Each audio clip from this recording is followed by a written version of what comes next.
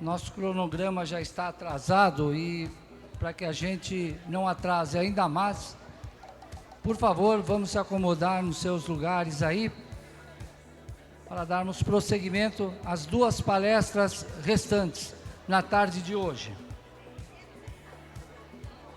Lembrando que amanhã os trabalhos não começarão aqui, e sim nas salas de eixo, tá certo? Então, as salas já estão identificadas, são 3 salas no térreo e 2 salas no primeiro andar. Eixo 1, sala Topázio, eixo 2, sala Turmalina, eixo 3, sala Safira, essas 3 ficam lá no térreo.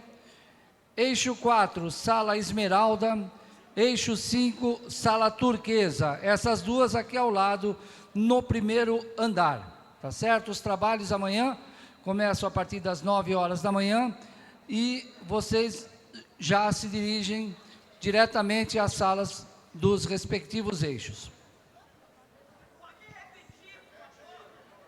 Repito agora e com certeza ainda vou falar até o final da tarde, ainda vou falar outras vezes, porque ainda não temos aqui todos presentes, mas vamos lá. Eixo 1, sala Topázio. Eixo 2, sala Turmalina. Eixo 3, sala Safira. Essas 3 salas são no térreo, ficam no térreo. Eixo 4, sala Esmeralda. Eixo 5, sala Turquesa. Essas 2 salas ficam aqui ao lado no primeiro andar. Então vamos dar início às palestras de hoje à tarde, começando com a palestra agora do eixo 4, participação social, protagonismo e vida comunitária na perspectiva das múltiplas velhices. Para esta palestra chamamos Jeane Teixeira de Souza. Jeane Teixeira é assistente social, especialista em gerontologia, atua desde 2007 por meio de parcerias entre a Secretaria Municipal de Assistência e Desenvolvimento Social e organizações da sociedade civil. Há 14 anos, dedica-se à gestão de serviços voltados à pessoa idosa, com atuação em núcleos de convivência para idosos e centros-dia para idosos.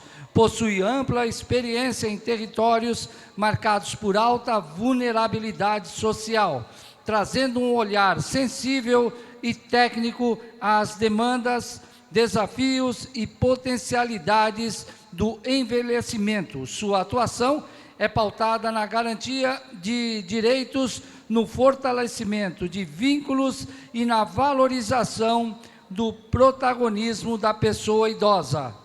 Seja bem-vinda. Jeane, é com você. Obrigado pela apresentação. Boa tarde a todos, todas e todes.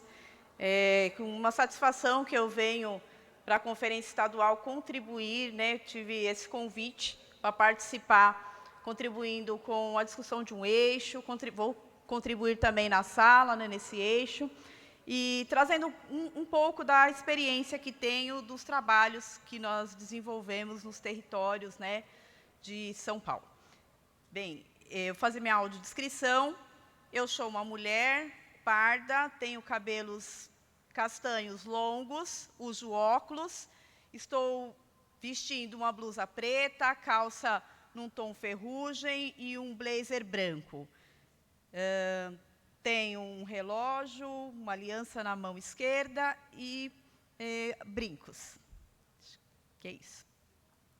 Bem, então, agradeço ao convite e, como foi colocado na minha apresentação, hoje eu estou como gerente de um centro-dia para idosos, que até, inclusive, foi comentado na apresentação inicial, no eixo 1, é uma política de extrema importância, que não são todos os territórios, todos os municípios, que eu acredito que não tenha esse serviço. É um serviço também da assistência social, destinado a pessoas idosas em situação de vulnerabilidade com grau de dependência. Ela precisa de apoio para realizar alguma atividade da vida diária. Então, é uma pessoa que não tem plena autonomia. Como nós vamos falar do eixo de participação social e protagonismo, eu trago alguns recortes dos trabalhos desenvolvidos durante o período onde atuei como gerente de serviços de convivência e fortalecimento de vínculos, que são os NCIs. Tem essa sigla, a Secretaria da Assistência, em São Paulo, né, capital, não sei nos outros municípios, pode variar aí o nome, né? São núcleos de convivência de idosos. Deixa eu só passar aqui. Tá, então, eu trago o CDI, é um serviço que está dentro da proteção social especial, ele é supervisionado, né, pelo CREAS. Então, os núcleos de convivência para idosos, eles são serviço de fortalecimento de vínculos, está dentro da Secretaria de Assistência e Desenvolvimento Social, a portaria que rege é a portaria 46 e 47 da SMADES, e em específico, os dados que serão apresentados para vocês é de um NCI que fica é o NCI Silva Teles, que fica na região da Vila Curuçá, no extremo leste da região de São Paulo. Porém, eu já tive experiências em outros territórios, fazendo a implantação e efetivação por períodos de outros NCIs. Tá? Mas, falando da questão da perspectiva das múltiplas velhices, que já foi apresentado aqui nos eixos anteriores, a proposta de trabalho da conferência é que, seja qual for o eixo que nós estamos trabalhando, a gente tem que partir dessa perspectiva, né? Que o envelhecimento não é algo que é dessa forma para todas as regiões, para todos os locais. Em cada região, em cada território, ou até mesmo dentro de um próprio município, a gente vai encontrar necessidades e particularidades muito diferentes. Então, nós precisamos considerar, seja qual for o eixo que nós estamos trabalhando, as propostas elas precisam partir desse princípio das múltiplas velhices. A participação social e o protagonismo são determinantes para a qualidade de vida na velhice. Promove a inclusão, saúde mental, rede de apoio e cidadania, entre tantas outras coisas, né? No Brasil, existem alguns marcos legais e programas, como vou citar alguns aqui: Estatuto do Idoso, a Política Nacional do Idoso, os serviços do SUAS, né? Também do SUS, podemos incluir, os centros-dia, núcleos de convivência para idosos, instrumentais participativos, como fóruns, conferências, conselhos. Porém, como também já foi apresentado, a gente lida com alguns dificultadores, com algumas lacunas, né, na implementação. Entre elas, também já muito bem apresentado aqui pelas professoras, colegas que fizeram as suas contribuições anteriores, nós falamos de desigualdades territoriais, foi falado também de barreiras de acessibilidade, foi falado sobre financiamento, que muitas vezes acaba sendo insuficiente, viés discriminatórios, falta de políticas intersetoriais integradas. Então, eu não vou me aprofundar nesses temas, nessas particularidades, visto que já foi muito bem desenvolvida. Tá? Mas, se houver qualquer dúvida, posteriormente, nós podemos auxiliar. É necessário que o Brasil se prepare para investir em políticas públicas e serviços qualificados, né, especializados para atender e dar condições de vida digna às pessoas que envelhecem, dentro dessas condições que são tratadas. E a nossa sociedade, como que ela está? A gente levanta propostas de acordo com as necessidades, né?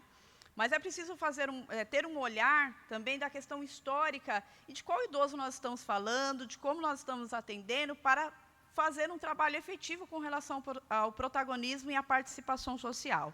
Então, a gente parte de um princípio que é um desafio lidar com a velhice, tornar esses idosos participativos dentro de uma sociedade preconceituosa, uma sociedade que exclui, não só pessoas idosas, né? Nós temos várias exclusões sociais, e uma sociedade que muitas vezes não quer envelhecer, né?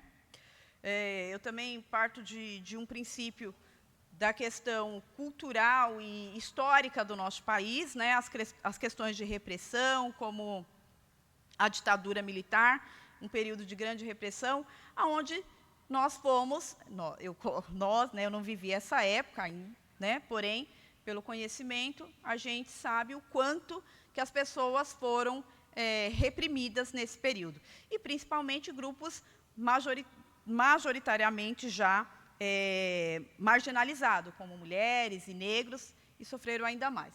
Então, essas pessoas, elas também vieram de uma cultura de não participação. Muitas vezes, elas foram educadas a não ter a voz, a não falar, a não participar. E hoje ela envelheceu e nós queremos que essas pessoas sejam protagonistas. Eu vou falar um pouco do que, assim, de uma forma muito simples, porque eu tenho esse costume de falar de uma linguagem um tanto mais simples, porque eu falo com pessoas idosas constantemente. E falar de forma técnica, e as siglas que nós lidamos no nosso dia a dia, isso me afasta das pessoas. Então, eu procuro falar de uma forma mais pedagógica e próxima possível para gerar esse entendimento, tá? E o que as pessoas nos trazem quando a gente faz esse trabalho de fortalecimento do protagonismo? Elas nos trazem que elas não se sentem capazes de participar, como, por exemplo, de um fórum, de uma conferência, elas não se sentem à vontade de opinar, elas têm vergonha ou medo de serem julgadas e falar errado, ou alguém vai ridicularizar, ou ela vai se sentir mais diminuída se ela se expressar de forma que não é adequada, se é que tem uma forma adequada, né? Normalmente ela quer deixar para os mais jovens, o outro sabe mais do que ela, né? Essas linguagens afastam, né, essas pessoas de participar. O mundo digital é um bloqueio, é um dificultador para as pessoas idosas. A violência urbana, questões culturais, como ela foi criada, como ela foi educada. Outra questão bastante gritante é o analfabetismo, o não saber ler e escrever e torna a pessoa também menos participativa. E perante todas essas situações, como que nós, enquanto técnicos, enquanto uma equipe que atua nesses serviços de convivência, que tem como um dos objetivos principais trabalhar o protagonismo, a cidadania, a inclusão social desses idosos, trabalham com esses dificultadores, né? Então, é necessário que esses profissionais eles tenham um olhar bastante afinado, né, a acolhida, a escuta desses idosos e como trabalhar perante esses desafios é algo extremamente importante, porque através desses desafios eu preciso criar estratégias para que seja superado esses desafios, né? Eu vou trazer aqui algumas questões desafiadoras nesse trabalho de protagonismo, de participação social, que são as desigualdades sociais. A questão de renda, ela também implica na baixa participação. Saúde e funcionalidade, que também foi mencionado. Se a pessoa não tem uma condição de saúde boa, se ela não está ativa, se ela tem alguma dificuldade que implica a sua autonomia, isso vai implicar também na sua participação social. Acessibilidade, transporte público. Eu falo de um lugar, eu trabalho na cidade de Tiradentes, para muitas pessoas que não conhecem, é um território que é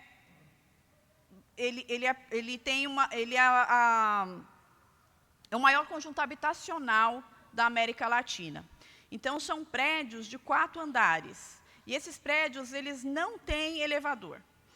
E o isolamento social das pessoas idosas, já com a saúde fragilizada nesses prédios, eles chegam a ser ainda maiores. Nós já atendemos casos que não tinha quem descesse com a cadeira de rodas de uma pessoa que morava no 3º ou no 4º andar. Ou ela não utiliza uma cadeira de rodas, porém, ela tem dificuldade de descer e subir para ter uma vida social.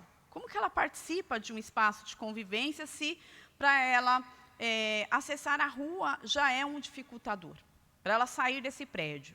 Sem contar as outras demais condições de moradia. Mas eu falo dessa questão, visto que é numeroso. A quantidade de idosos que nós temos nessa condição, nesse território, é muito grande.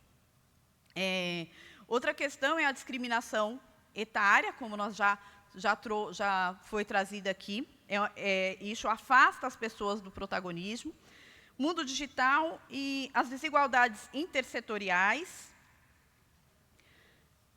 A cobertura desigual, a cobertura financeira desigual, né, que foi também comentado, que municípios menores e periféricos têm menos recursos, mas não significa que eles têm menos necessidades. Vocês concordam? Financiamento insuficiente. Muitas vezes os serviços eles estão sucateados, falta recurso para uma manutenção, verba para alimentação dessas pessoas que frequentam esse espaço. E muitas vezes essas pessoas, o que atrai mais ela nesse espaço é a alimentação. E a per capita desse serviço, eu não estou no eixo financiamento, mas eu me sinto na obrigação de falar a respeito disso para que isso seja também discutido nessa conferência. Então, a per capita de um centro-dia, hoje, na questão da alimentação para a pessoa idosa, um serviço que serve 4 alimentações por dia, é um serviço que funciona 12 horas por dia, a per capita é de R$13 e alguns centavos. De um núcleo de convivência, a per capita para alimentação, que é um lanche, é de R$3 e alguns centavos. O que a gente consegue prover dentro desse valor, né? Então, é para nós também refletirmos a respeito disso. Falta de dados e indicadores de participação social, pouca articulação intersetorial. Muitas vezes, né, nós temos grupos na saúde, grupo na cultura, grupo na educação, e nós não conversamos com esses grupos, não nos unimos, e o trabalho ele fica segmentado. E o idoso ele não é de uma secretaria ou de outra, nós somos de todas as secretarias, né? Muitas vezes falta também conversar com as demais secretarias, como habitação, transporte, a gente tem uma dificuldade. A Secretaria da Educação está previsto no Estatuto do Idoso que a gente tenha lá na grade escolar a educação, né, para a pessoa, para o envelhecimento. E nós temos? Não temos. Participação formal versus protagonismo real. A presença de pessoas nos conselhos não garante voz qualificada, formação ou poder de decisão. É necessário que essas pessoas se qualifiquem. E nem todos que se propõem a exercer esta função também buscam essa qualificação e uma participação realmente ativa na construção de políticas públicas. Então, são vários desafios, né? Eu estou contextualizando, né, trazendo esses desafios para que a gente possa pensar nas propostas de acordo com os desafios que nós enfrentamos.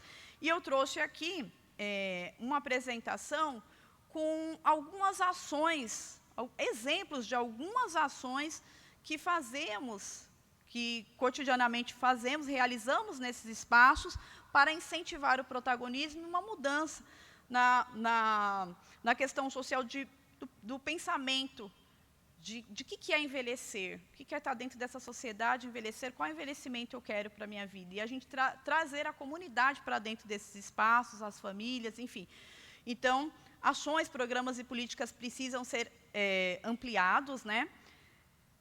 Eu coloquei que essa faixa da população ela necessita ser acolhida e merece que suas particularidades sejam levadas em consideração no âmbito de políticas públicas e também privadas. Esse acolhimento, gente, não é só, claro, eu falo a respeito da assistência, mas nós temos muitas reclamações de idosos que falam de uma consulta médica, ele não consegue nem iniciar as queixas dele que estão relacionadas à saúde dele, porque tem tempo para atender. E isso não é porque o médico não quer, mas tem um protocolo de atendimento.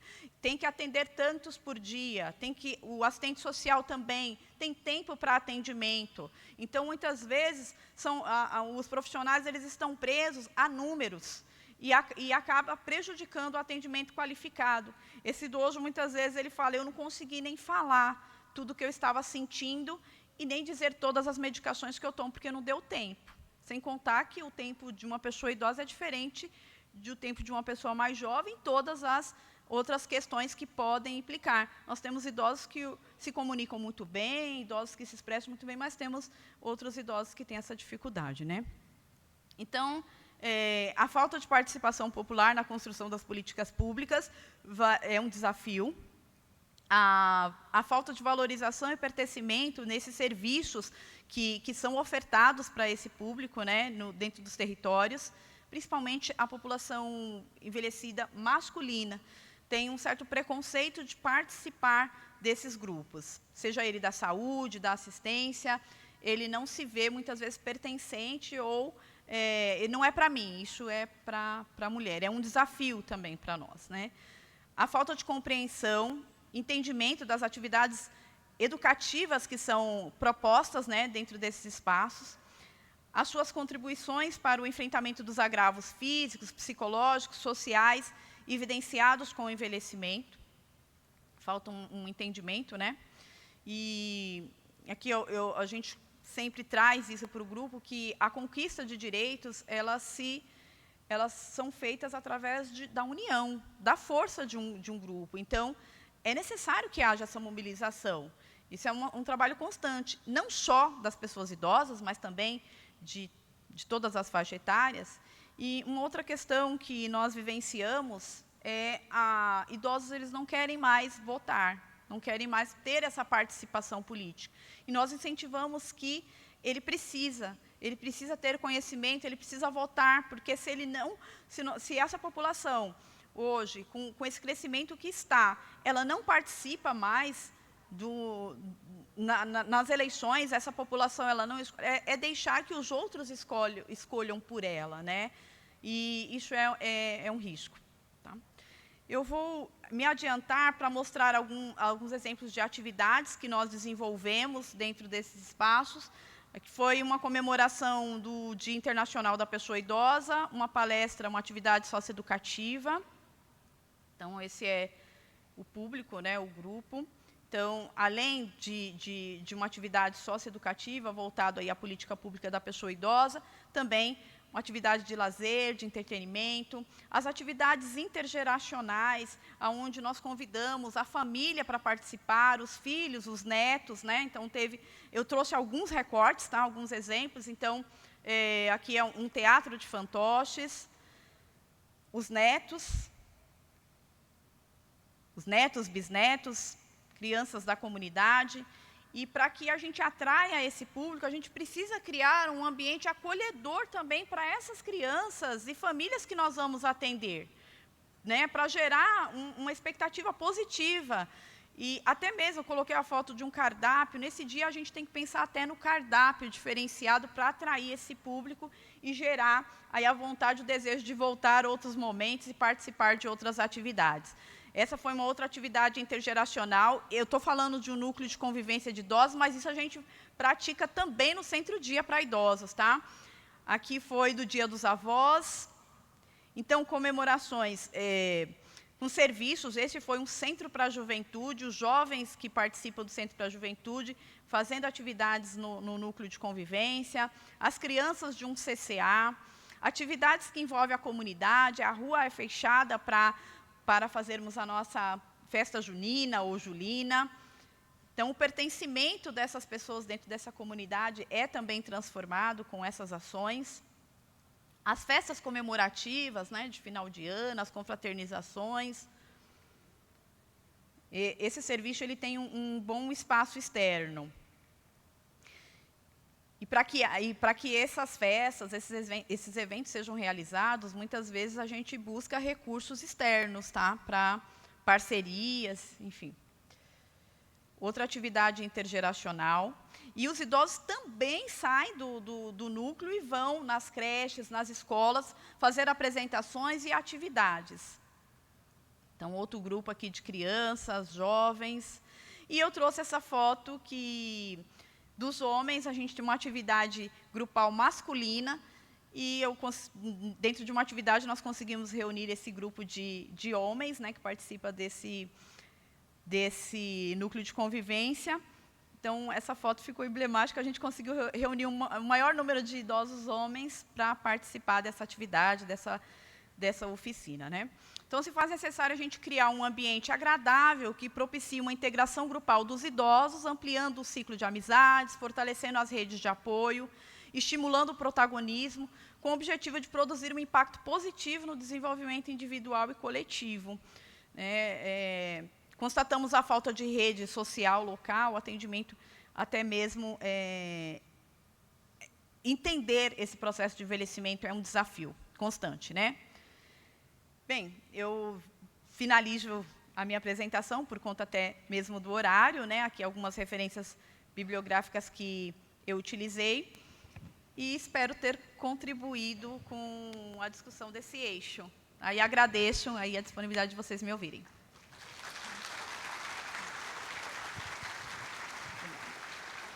Muito obrigado. Assistente social especialista em gerontologia, Jeane Teixeira de Souza.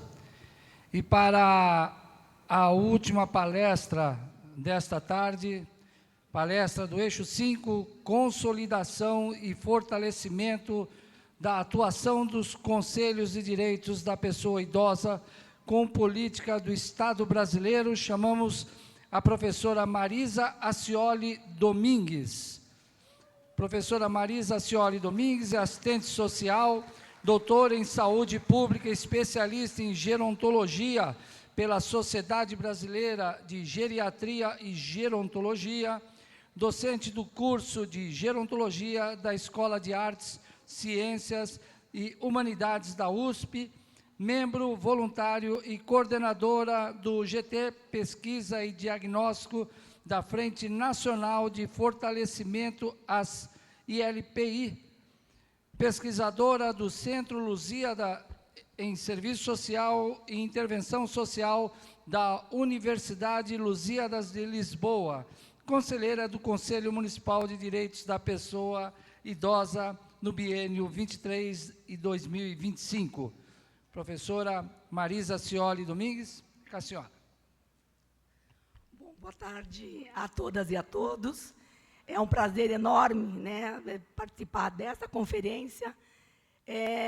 Vou pedir desculpas, né, mas infelizmente não depende de mim pela voz, mas enfim, aqui estou. E aí nós vamos conversar agora desse eixo 5, que é tão importante também para todos nós.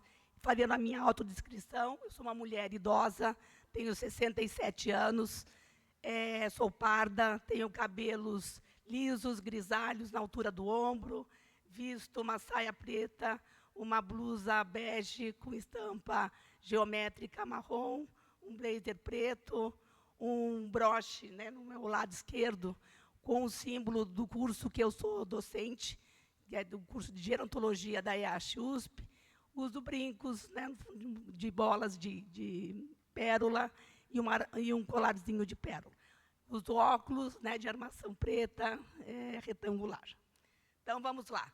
Vamos nós aqui a falar da importância dos conselhos e do lugar que eu também ocupo hoje, né, estando, né, nesse biênio 2023-2025, conselheira do Conselho Municipal de Direitos da Pessoa Idosa do município de São Paulo, né, da importância que temos nós, conselheiros, sociedade civil, no controle, na fiscalização de políticas públicas para nós, né, segmento idoso,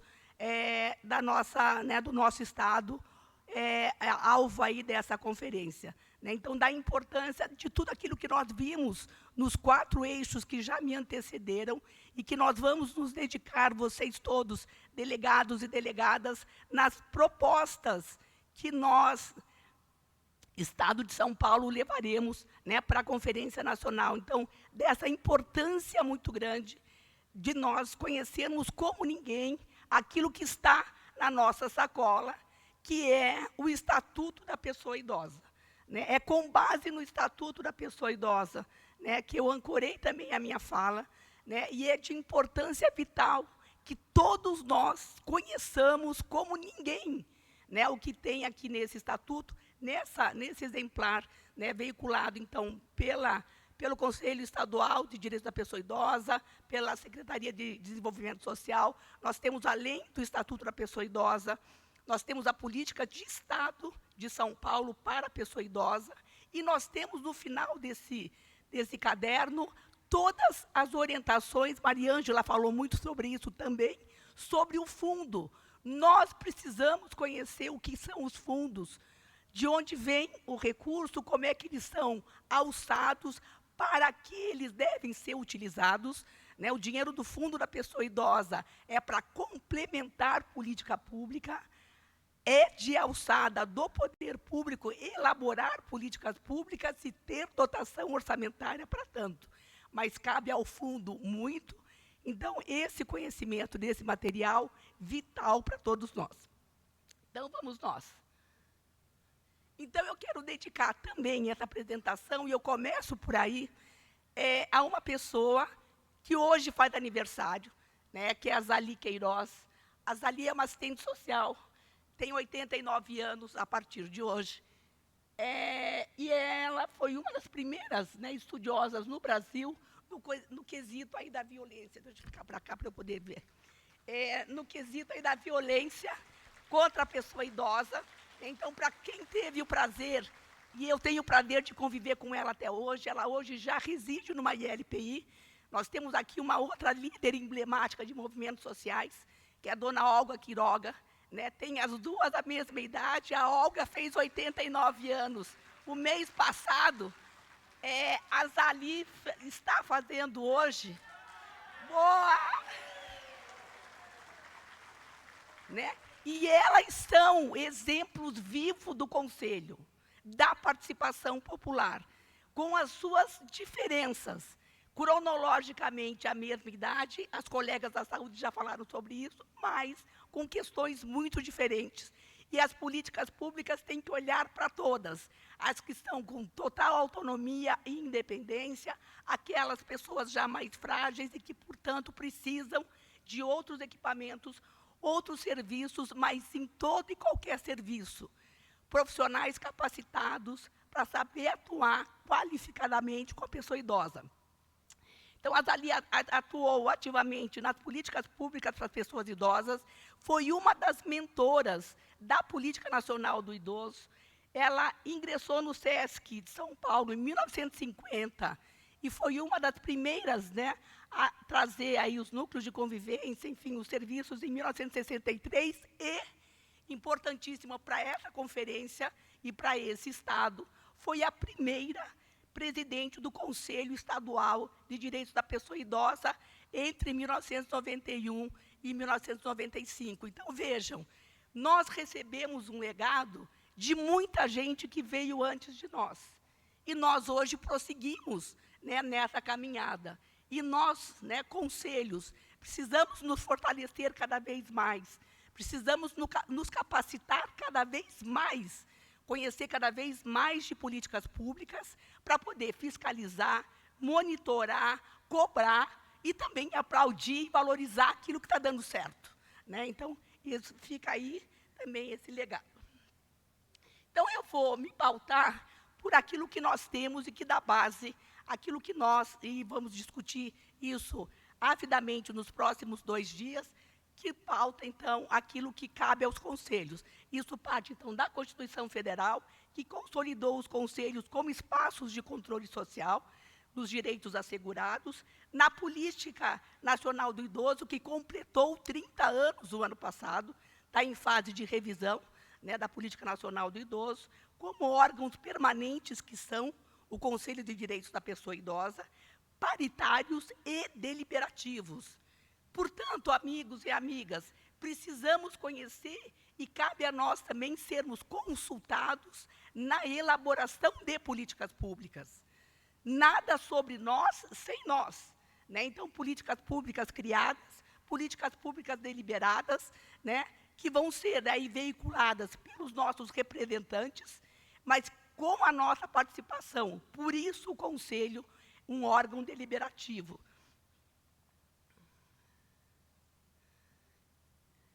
Eu vou pegar uma água.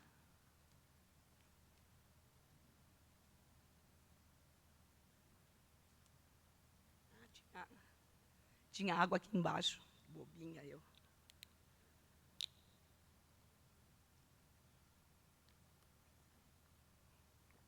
Muito bem. E aí, o que é o direito, né? Direitos que todos nós temos, cidadãos brasileiros e cidadãs brasileiras, é igual cidadania, né? São direitos civis, direitos políticos, direitos sociais. Os direitos civis, e depois a gente vai ver isso rapidamente, e vou fazer um passeio com vocês, né? Uma trilha sobre alguns pontos mais relevantes do Estatuto, o direito à vida, à liberdade, propriedade, igualdade perante a lei. Os direitos políticos, né, então as demonstrações políticas, votar, importantíssimo, também a capacidade, né, de ser votado, organizar partidos, fazem parte desse atributo, né, dos direitos políticos e os direitos sociais que nós temos, né, previstos pela nossa Constituição e previstos por políticas públicas setoriais, né, na questão, em especial, falando naquilo que são os serviços mais expressivos, né, para a pessoa idosa, os serviços, né, e as políticas na área da saúde, né, pelo nosso Sistema Único de Saúde, o SUS, e pelo nosso Sistema Único da Assistência Social, que é o SUAS, né? Então, os direitos sociais são os direitos à educação, trabalho, salário, saúde, aposentadorias para aqueles que não têm ou não conseguiram cumprir os requisitos mínimos, né, da Previdência Social, um benefício assistencial para pessoas idosas com 65 anos e mais, né, que comprovem aí a questão também de renda, e pessoas com dificuldade de manter a sua vida, enfim, isso previsto pela Lei Orgânica da Assistência Social.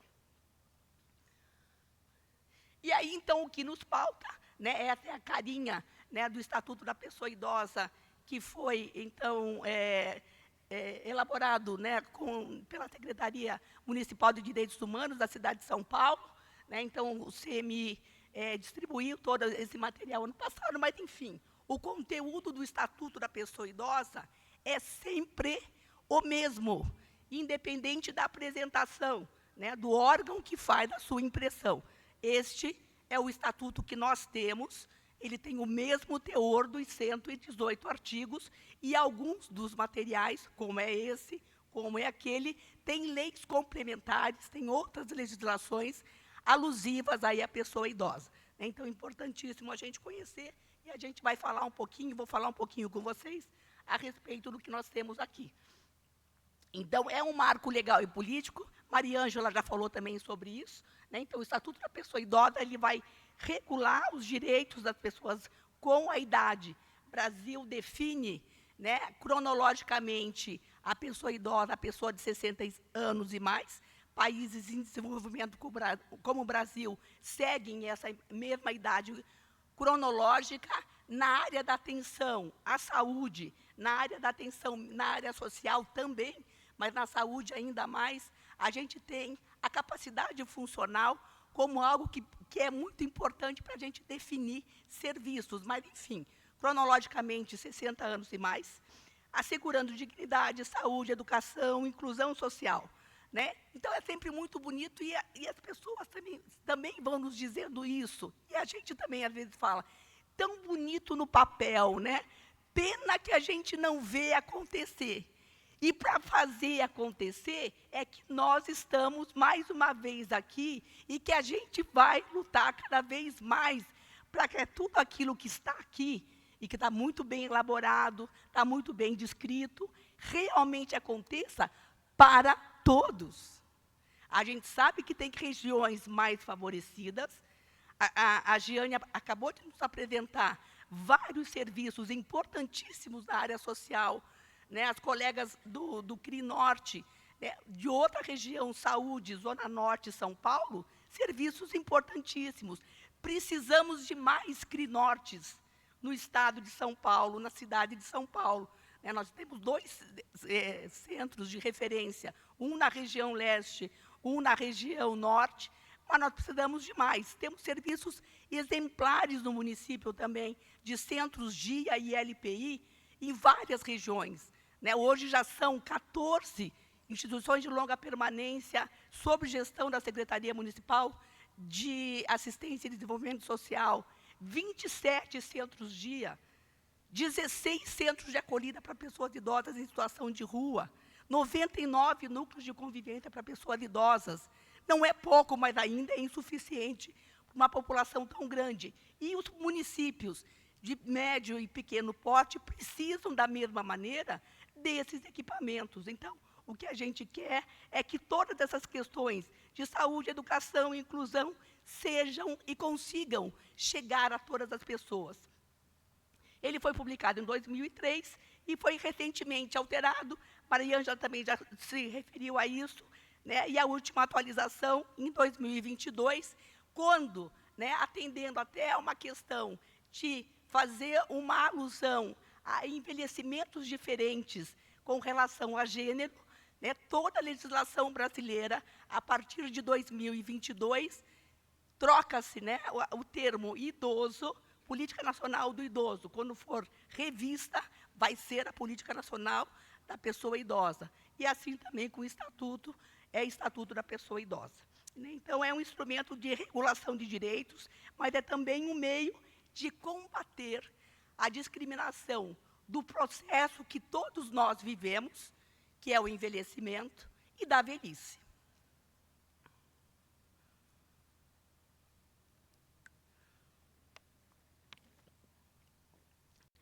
Nós temos, numa das últimas atualizações, né, a questão do atendimento prioritário, né, que garante a prioridade da pessoa idosa, né, na última atualização com relação aos octogenários frente às pessoas de 60 anos e mais, mas, enfim, o que o Estatuto, já desde o seu início, vai garantir é a prioridade na formulação e na execução, né, de políticas sociais públicas específicas, na destinação privilegiada de recursos públicos nas áreas relacionadas com a proteção à pessoa idosa, no atendimento preferencial imediato nos órgãos, junto aos órgãos públicos e privados, prestadores de serviços à população, a visibilização de formas alternativas de participação, ocupação e convívio, né, da pessoa idosa e demais gerações. Então, assim, os núcleos e os serviços, esqueci desse equipamento que só São Paulo, por enquanto, tem,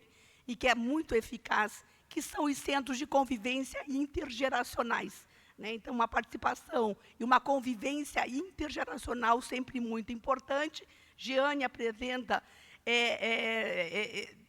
nos mostra, né, fotos de atividades importantes. Então, a gente vai ensinando cada vez mais as gerações mais novas sobre o envelhecimento, apresentando os envelhecimentos. Então, as atividades intergeracionais também sempre muito importantes.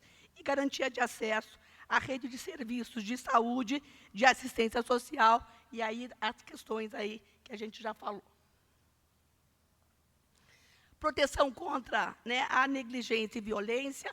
Andréia abordou isso esplendidamente, né, mas é obrigação, o que nos dá, né, nos diz aqui o Estatuto da Pessoa Idosa, já no seu artigo 3º, é obrigação da família, da comunidade, da sociedade, do poder público. Então, portanto, de todos nós, mas aí fica esse destaque, né? Então, por vezes, a gente tem um peso muito grande na responsabilidade apenas da família, e só a família, primeiro, que está cada vez menor, já foi falado a exaustão hoje, a gente sabe disso, né? Então, porque as famílias estão cada vez menores, mas porque nós precisamos de uma gerontologia mais capacitada, com foco na comunidade e com profissionais que deem esse apoio a quem está com a pessoa idosa. Só a família não dá conta.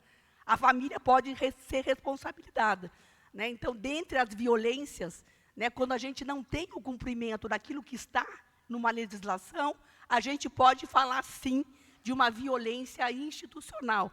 Então, a gente precisa garantir que todos esses entes realmente promovam, né, uma atenção qualificada à pessoa idosa.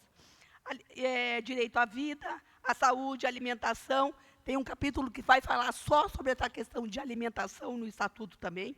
Cultura, esporte, lazer. Obrigada, querida.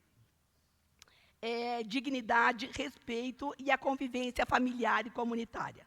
Nenhuma pessoa será alvo e objeto de negligência, discriminação, violência, né? Isso deve ser punido, e é dever de todos prevenir a ameaça ou violação dos direitos da pessoa idosa, né, que está aqui, então, no parágrafo 1º do artigo 4º. E aí chega, então, né, chegamos no artigo 7º, então, vejam que lá no início do Estatuto, já há esse destaque importantíssimo da importância do Conselho em tudo aquilo que nós vamos tratar, que esse Estatuto vai tratar, e que ele está ancorado, portanto, na Constituição e na Política Nacional do Idoso. Os conselhos, o nacional, os conselhos estaduais e do Distrito Federal e os municipais estão previstos, né, por essas leis e vão zelar pelo cumprimento dos direitos da pessoa idosa definidos nessa lei.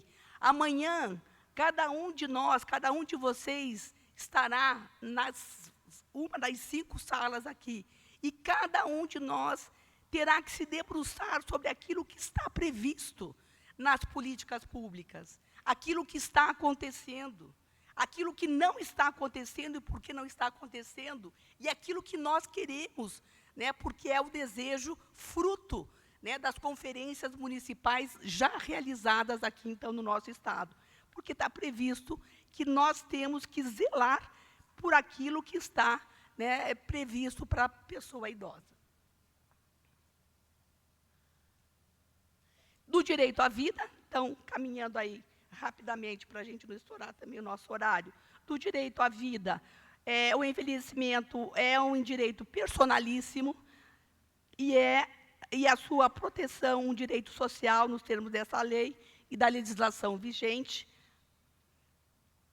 É obrigação do Estado, artigo 10, e da sociedade assegurar à pessoa idosa liberdade, respeito, dignidade como pessoa humana, sujeito de direitos civis, políticos individuais, garantidos na Constituição e nas leis que nós temos, que vão regulamentar essas questões. E no parágrafo 1º do artigo 10, nós vamos ter, né, o que diz respeito a essa questão da liberdade, a faculdade de ir e vir, né, quando nós vemos, né, algumas situações onde as questões não estão correndo bem, cárceres privados, pessoas que ficam presas, né, às suas condições sem ter essa possibilidade, né, então algo aí que a gente tem que entender e ver como a gente combate.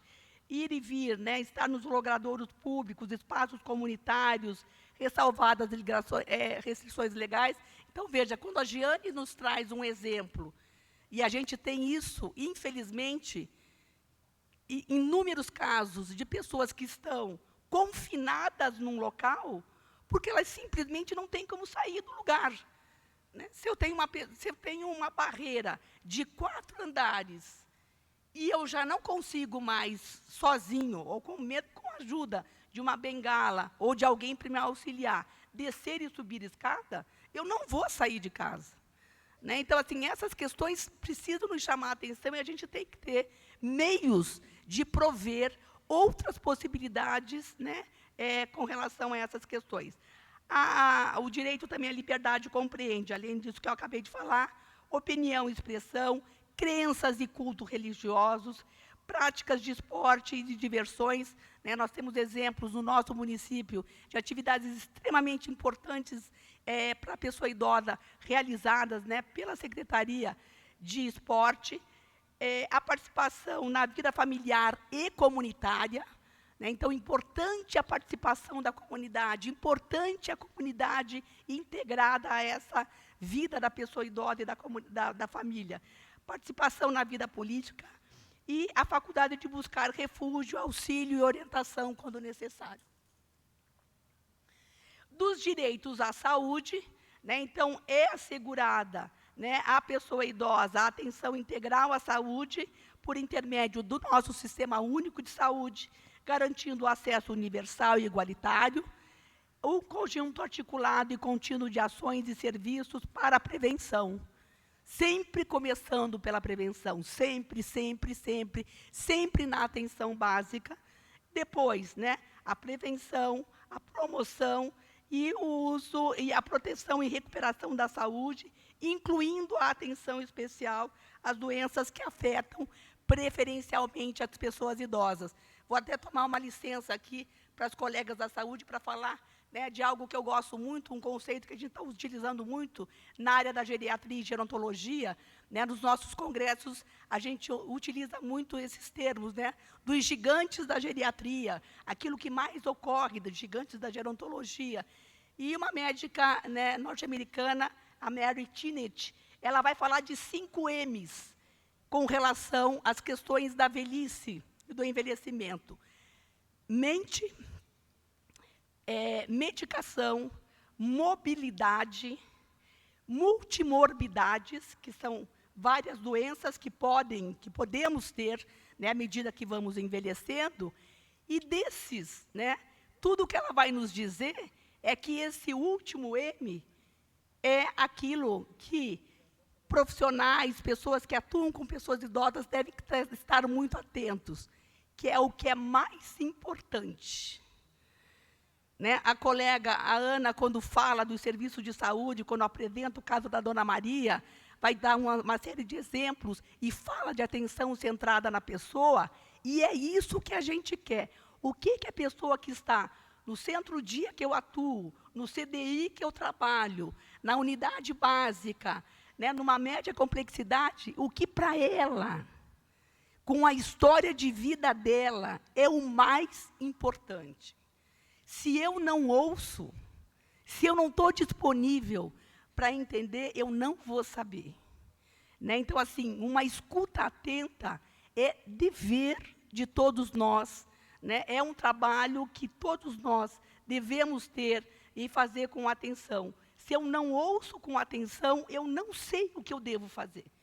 Porque eu já tenho um protocolo que eu tenho que cumprir, porque o tempo de consulta é esse, aquele, o tempo de atendimento, mas mesmo nesse tempo tão restrito, uma escuta, e as pessoas sabem, eu estou vendo aqui olhos atentos ao que eu estou falando, a gente sabe quando as pessoas estão nos ouvindo, quando elas estão nos dando atenção e quando elas estão conosco, mas aí de repente olha no celular, aí de repente, né, você falou, ela também não prestou atenção, pelo olhar a gente sabe, pela postura a gente sabe, né, o corpo fala, né, livros sobre isso, então, isso, gente, é da maior importância. E nós, né, fortalecimento dos conselhos, precisamos estar atentos para poder cobrar isso, dos serviços que a gente frequenta e das questões que a gente vai trabalhar.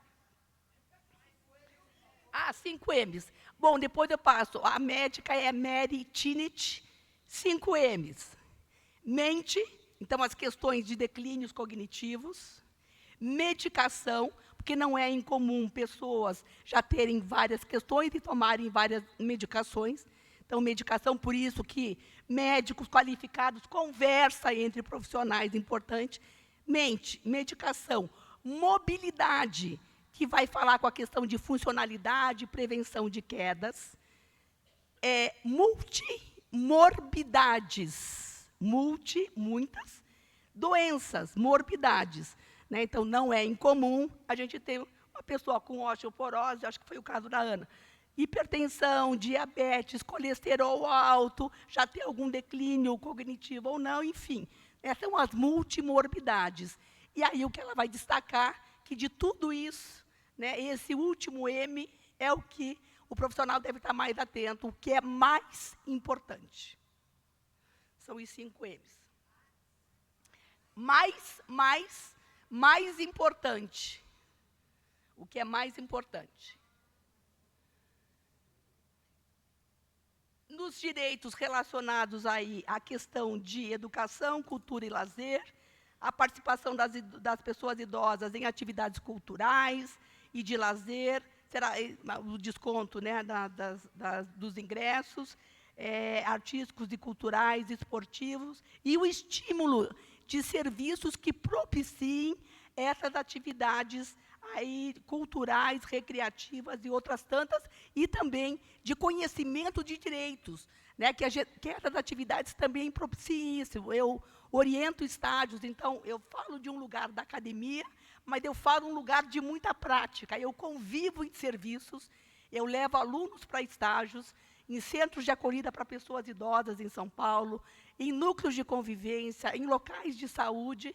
E uma última atividade que nós fizemos, falando de atividades que a gente pode fazer, uma parceria de um local de estágio, que é o Ministério Público, nós levamos a uma oficina de educação em direitos num núcleo de convivência para idosos. Foi um sucesso, né? Então, assim, só para a gente ver que o repertório que a gente pode e deve oferecer, ele é muito vasto. E que a gente tem que ir trazendo mais repertório, atualizando repertórios. Tem repertórios muito tradicionais que são muito valiosos, né? Os artesanatos, as danças sêniores, danças circulares, são valiosíssimos, mas a gente tem um arsenal muito grande de várias atividades, atividades que sejam mais atrativas para um público masculino, a Jane falou, e é um desafio dos serviços mesmo, né, atrair os homens para os locais, né, para que eles se sintam realmente convidados a participar.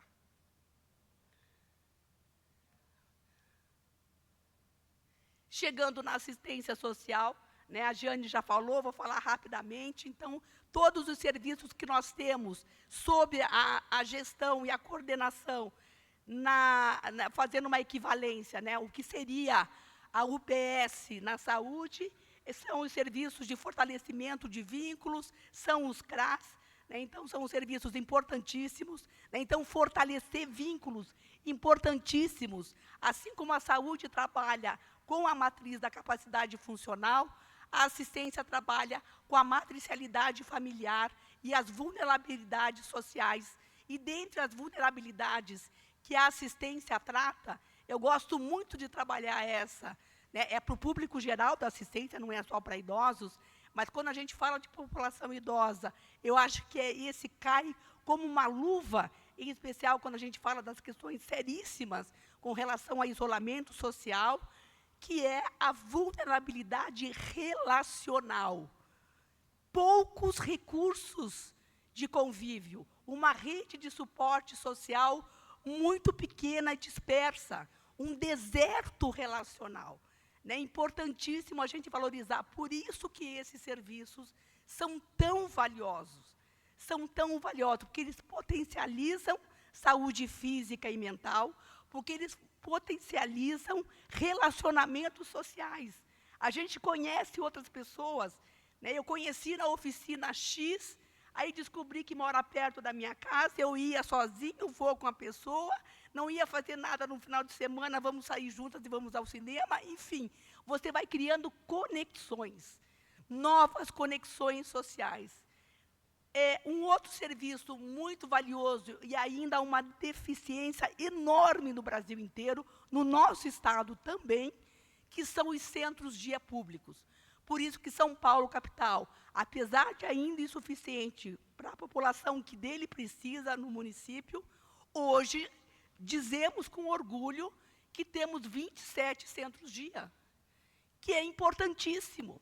O centro-dia é aquilo que desafoga o cuidador, aquilo que desafoga a família que tem que sair para ganhar dinheiro, mas que à noite pode ficar com a pessoa idosa. Então, tem casa e tem quem fique, tem uma rede relacional. Só não tem nesse intervalo de tempo.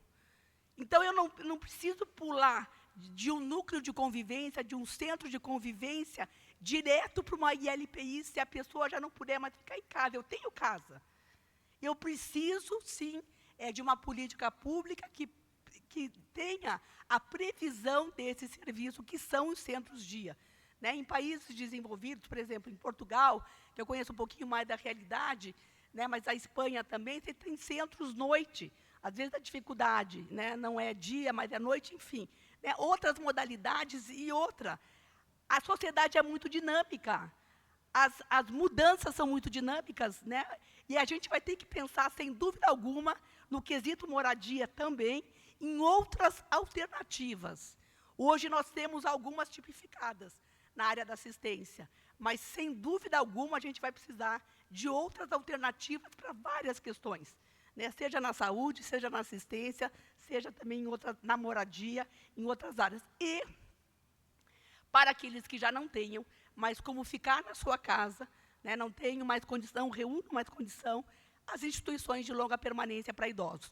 Convido a todos vocês, está no final da apresentação, nas referências que eu utilizei para fazer, quero até dar esse destaque, né, essa arte toda, é também colaboração de um mestrando, que eu estou orientando, que é o Rodrigo Matos, então, vai também aqui meu agradecimento ao Rodrigo. Mas, no final da apresentação, vocês vão ver que a Sociedade Brasileira de Geriatria e Gerontologia, no seu último congresso, que ocorreu em abril, em Minas Gerais, em Belo Horizonte, nós fizemos uma sala para discutir só as questões de ILPI, né, porque, como, né, o nosso apresentador aqui já falou, eu faço parte da Frente Nacional de Fortalecimento para as Instituições de Longa Permanência. A coordenação é de uma pessoa competentíssima e conhecedora do assunto da pessoa idosa, que é a doutora Carla Jacomin, que já foi presidente, né, do Conselho Nacional de Direitos da Pessoa Idosa. A Carla coordena, e nós fizemos uma atividade, e dessa atividade resultou um manifesto para o fortalecimento das instituições de longa permanência para idosos, com uma série de questões que a gente aponta, que vai do financiamento. Sabem quanto a União repassa para as instituições em em municípios de médio porte, para o custeio de pessoas institucionalizadas que estão na gestão do Ministério de Desenvolvimento Social? Quanto? R$ 77 mês. Vou repetir, R$ 77 mês é o repasse da União para as ILPIs de médio porte. Cidades de grande porte, R$ 90 reais. Para serem, quando chega no município, divididos com outros públicos da assistência. Então, não é que chega a 90 só para a ILPI. A assistência tem que dar conta de outras, né, necessidades também. Então, vejam, gente, como é que a gente quer, mas a gente tem que ter instituição de qualidade. As instituições que mais crescem no Brasil inteiro, no censo que nós conseguimos fazer, né, com bases de dados que nos foram fornecidos à época da pandemia, nós chegamos a 7.029 instituições de longa permanência no Brasil inteiro. Nós temos isso na nossa página gratuitamente, vocês têm acesso a todo o material que nós produzimos e continuamos a produzir até hoje. Das instituições que mais cresceram nos últimos anos são as privadas. As privadas, por vezes, carecem de uma fiscalização efetiva das visas.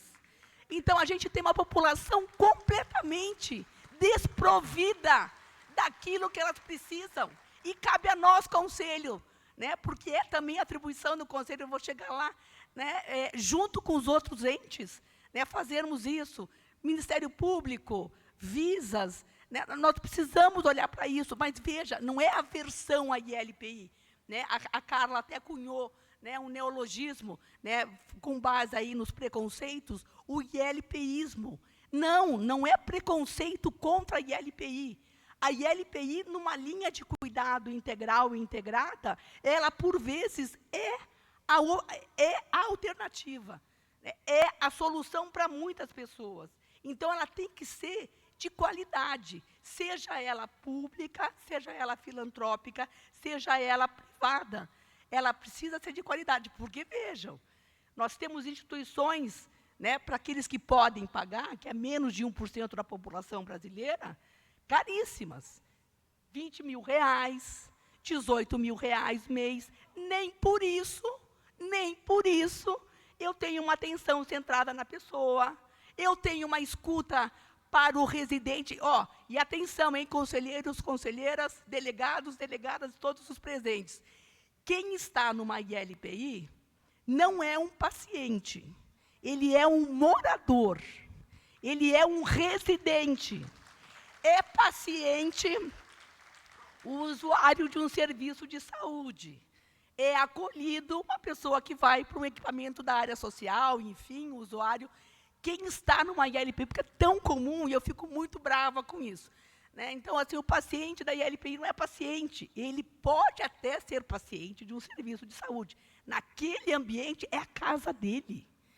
Nas nossas casas, nós somos moradores.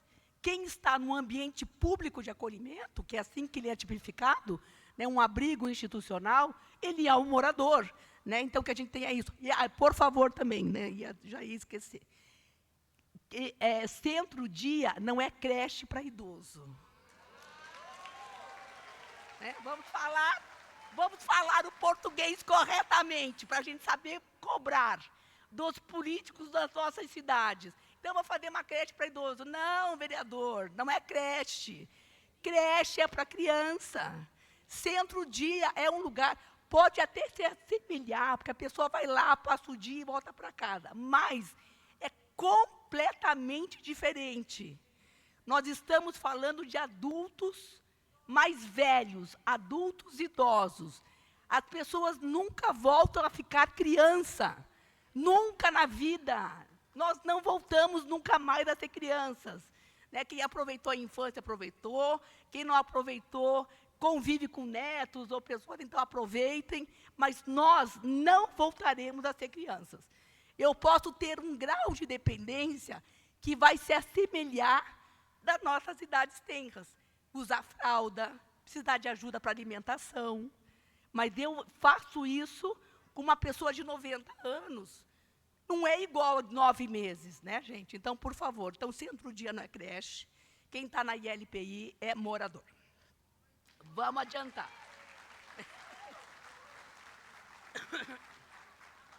Chegamos aí à área da Olga, que domina com excelência e que vai nadar de braçada no eixo que ela tiver, que é a questão de habitação. Doutor Kalash, como sempre, né, com a sua erudição, o seu poder de fala, nos fala do nosso poeta aqui, o Adoniran Barbosa, né, que a pessoa que mora no Jaçanã é filho único e tem a casa para morar. Mas nós temos um monte de gente que gostaria muito de ter uma casa para morar. Mas gostaria demais, gente. Mas dessa casa para morar está difícil e está cada vez mais difícil. Nós temos agora, né, um programa no nosso município, São Paulo, mas a entrada para a pessoa idosa não é lá a melhor possível. Ele tem todo um outro desenho, ele foi configurado de uma outra maneira. Então, assim, a alternativa para pessoas idosas é importantíssima. Nós temos pessoas em centros de acolhida para pessoas idosas, em São Paulo já são 16 centros de acolhida para pessoas em situação de rua, e algumas pessoas já reúnem condições de ir para um outro local. Então, a gente precisa viabilizar essas formas também.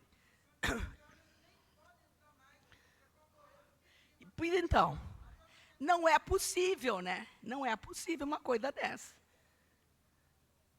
Vamos lá, gente, que o tempo está passando. Direito ao transporte, até aí, né, a gente já sabe, então, para o que está previsto na Constituição, por isso que é importante a gente conhecer as legislações dos nossos municípios, não ferindo a lei maior, nós estamos num ente federativo, não ferindo a lei maior, estados e municípios podem propiciar melhores qualidade de vida para os seus munícipes. Por isso, São Paulo, capital, nós tivemos aí um retrocesso de voltar para 65 anos e foi a pressão da pessoa idosa que fez voltar a idade de 60 anos e mais.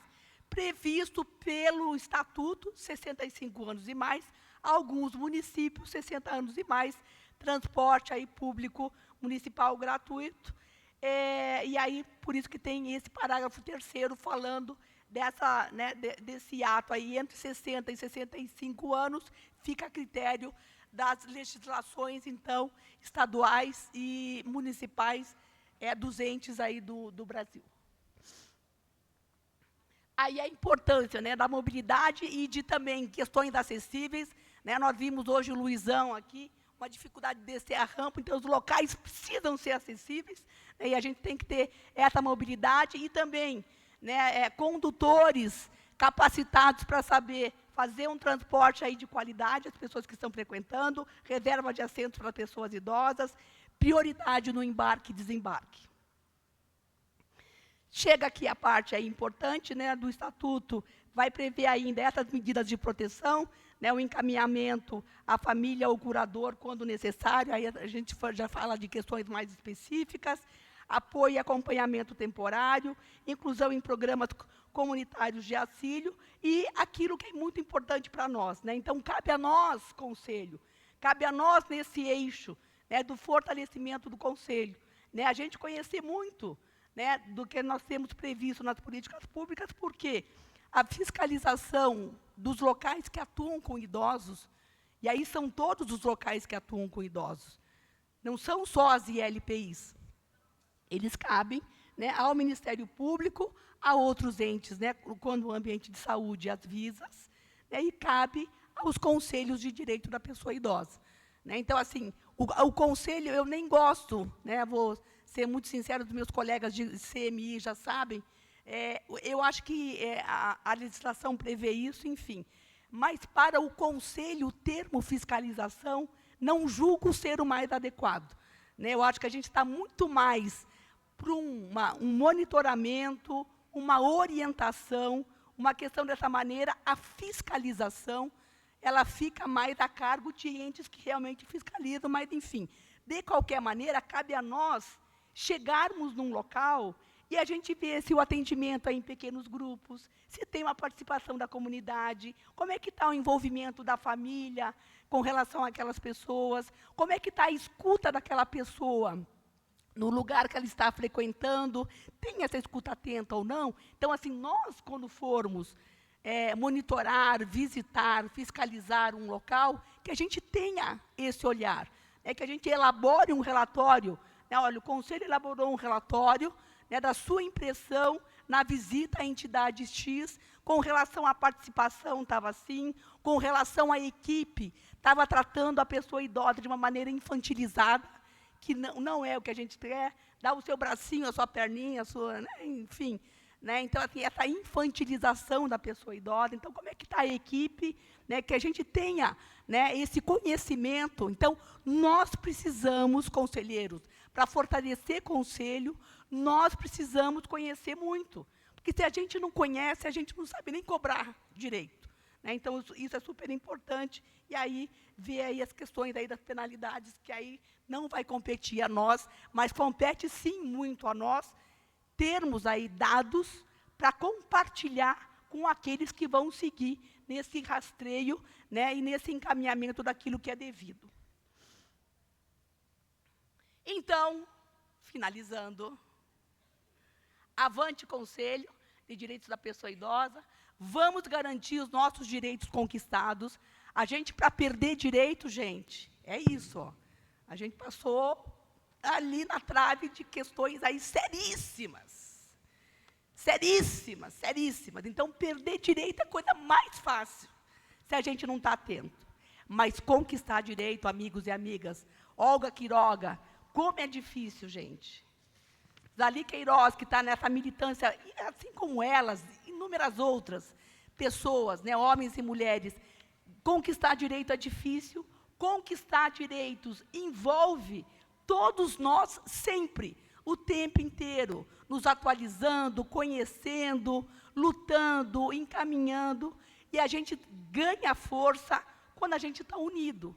Né? Quanto mais pessoas na mesma causa, melhor. Né? Quanto mais pessoas envolvidas, melhor. Né? E é assim que a gente garante, né, uma sociedade de qualidade, um envelhecimento saudável e ativo, enfim, tudo aquilo que ao longo do dia hoje, né, nós escutamos, né, daqueles que me precederam. Então, aqui eu encerro, agradeço muito a atenção de todos vocês. As referências aqui em destaque, está esse manifesto da Frente Nacional, que nós lançamos agora, né, na sociedade brasileira, pelo fortalecimento das instituições de longa permanência. Vou passar a todos vocês. Se acharem interessante, assinem, divulguem nos seus municípios. É importante que a gente fortaleça todo o elo, né, de serviços, de programas de atenção que valorizem a pessoa idosa. Então, gratidão, deixo aqui nesse QR Code os meus dados, né, então, e-mail e aquilo que vocês quiserem. Muito obrigado, professora Marisa. E com a palestra da professora Marisa, a gente encerra a programação oficial de hoje, mas eu peço para que todos continuem no seu...